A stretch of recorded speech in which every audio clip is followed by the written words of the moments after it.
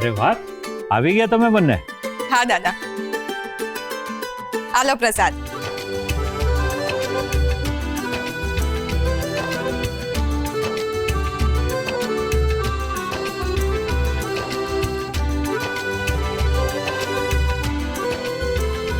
કેવી રહી પૂજા? પૂજા એકદમ સરસ થઈ.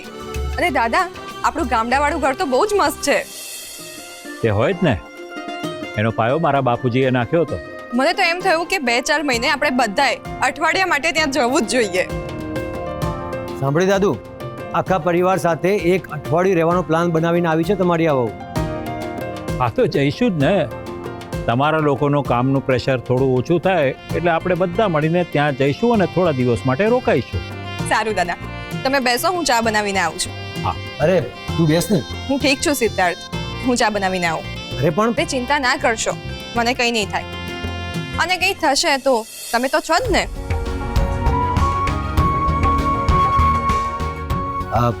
દાદુ, હું ફ્રેશ થઈને આવું છું.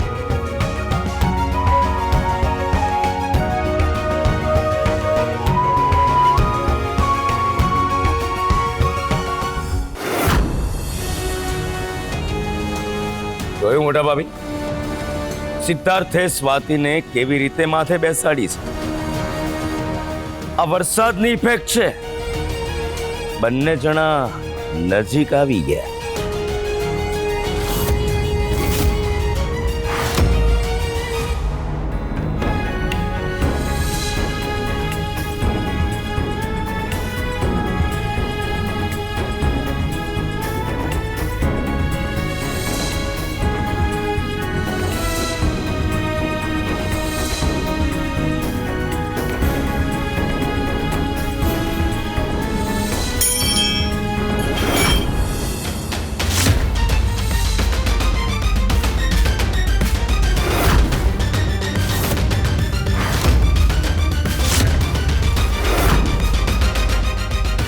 જીવડા મારવાની દવા?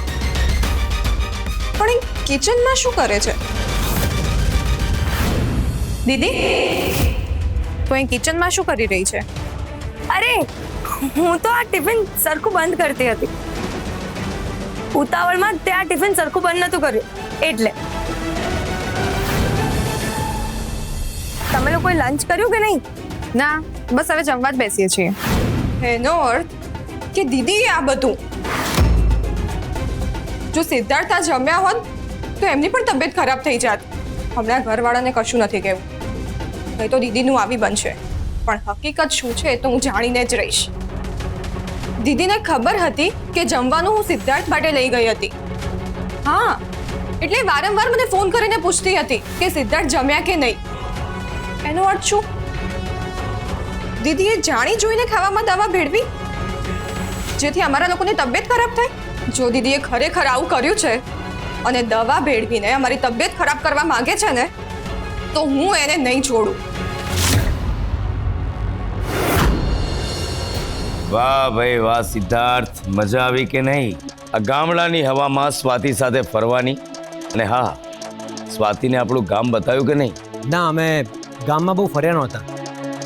એકચ્યુઅલી વાવાઝોડું ને વરસાદ બહુ વધારે હતો ને, એટલે અમે લોકો ફાર્મ હાઉસના રૂમમાં જ રહ્યા. હા ભાઈ હા, હવે અમને બધી ખબર છે. હનીમૂન પર ગયા હોઈએ તો બહાર ફરવા થોડી જવાય. એટલે તમે કહેવા શું માંગો છો? ભાઈ બધી વાતો મારા મોઢેથી કહેવાની છે. હા, 2 દિવસ પહેલા તમે જે પ્રેમની વાતો કરતા હતા એ બધી અમે અમારા કાનેથી સાંભળી છે. શું કહો છો મોટા ભાભી? સિદ્ધાર્થ, છેલ્લા કેટલાય દિવસથી હું નોટિસ કરી રહી છું કે તારું આપણા બિઝનેસમાં ધ્યાન નથી. જો આ રીતે તું કામ માટે બેધ્યાન રહીશ તો પાટીદાર ઇન્ડસ્ટ્રીઝને નીચે પડતા બહુ વાર નહીં લાગે. હે ભગવાન, આ સિદ્ધાર્થ હજી સુધી સાજો કઈ રીતે? એનો અર્થ એ થયો ને મેં જે ટિફિનમાં દવા ભેળવી હતી એની શું કઈ અસર જ નહીં થઈ હોય? માર્કેટમાંથી મોટા ઓર્ડર્સ આવે છે જે તારે જ હેન્ડલ કરવાના. પ્લસ એક્ઝિબિશન સક્સેસફુલ રહ્યું એટલે એના પણ ઓર્ડર્સ આવી રહ્યા છે જે પણ તારે જ હેન્ડલ કરવાના છે. અને પાછું કન્સ્ટ્રક્શન બિઝનેસ તો ખરો જ. મનીષા, આ એક્ઝિબિશનથી માત્ર આપણને ઓર્ડર્સ નથી મળ્યા, પણ માર્કેટમાં આપણી કંપનીના શેર્સની કિંમત પણ વધી છે. યસ દાદુ. સિદ્ધાર્થે જોયું આપણા શેર્સની પ્રાઇસ સીધી 30% સુધી વધી ગઈ છે. સાચું કહું તો તારી દિવસ રાતની મહેનત સફળ થઈ અને આપણું એક્ઝિબિશન 100% સફળ રહ્યું છે બેટા. આ તો થવાનું જ હતું દાદુ. જ્યાં સુધી મારી પાછળ મારા ભાઈઓ અને મારા પરિવારનો સાથ છે ને, ત્યાં સુધી આ સિદ્ધાર્થ પાટીદારને આખી દુનિયામાં કોઈની જરૂર નથી. ભાઈઓ નહીં સિદ્ધાર્થ, ભાઈ બોલ.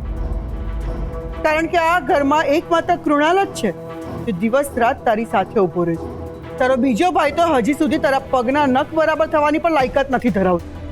પડ્યો હશે ક્યાંક ઘરમાં પગ પર પગ ચડાવીને.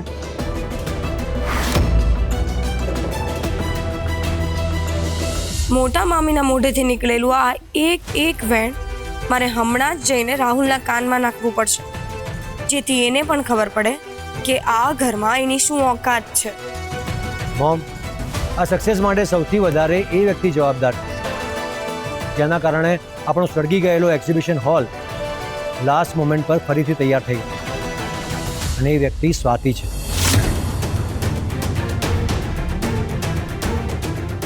સાચી વાત કરી બેટા.